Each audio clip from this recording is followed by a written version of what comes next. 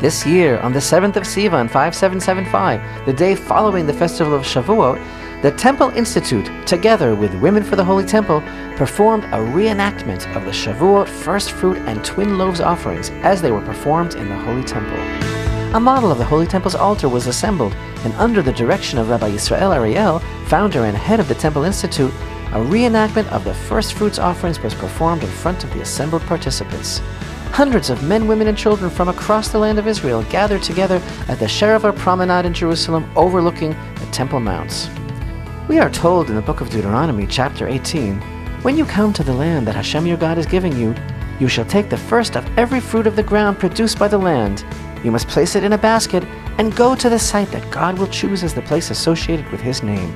There you shall go to the Kohen officiating at the time and say to him, 'Today I am affirming to HaShem your God that I have come to the land that God swore to our fathers to give us.'" Like all offerings made in the Holy Temple, the first fruit offering is accompanied by the blasting of silver trumpets. The pilgrim's declaration of gratitude to HaShem and the presenting to God of the first fruits of our labors is naturally accompanied by festive song and dance, here led by Rabbi Yisrael Ariel.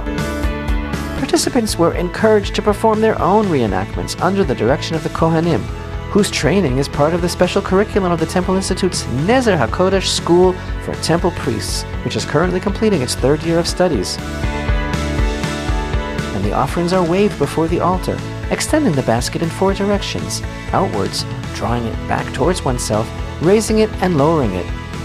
In addition to the first fruit offering of the 7 species, another offering was brought to the Holy Temple on Shavuot from the first of the harvest.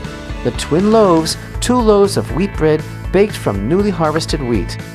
This special offering, the only leaven ever brought to the Holy Temple, was also waved before the presence of God and thus elevated.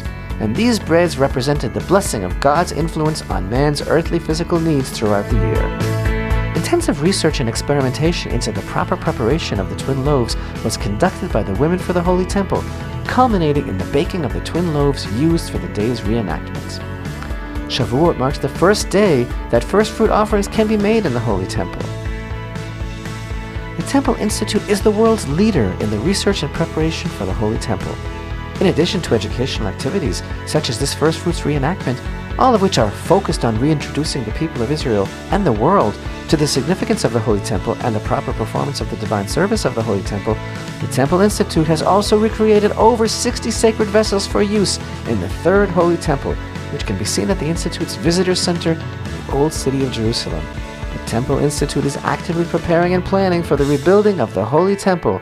May it be soon and in our day.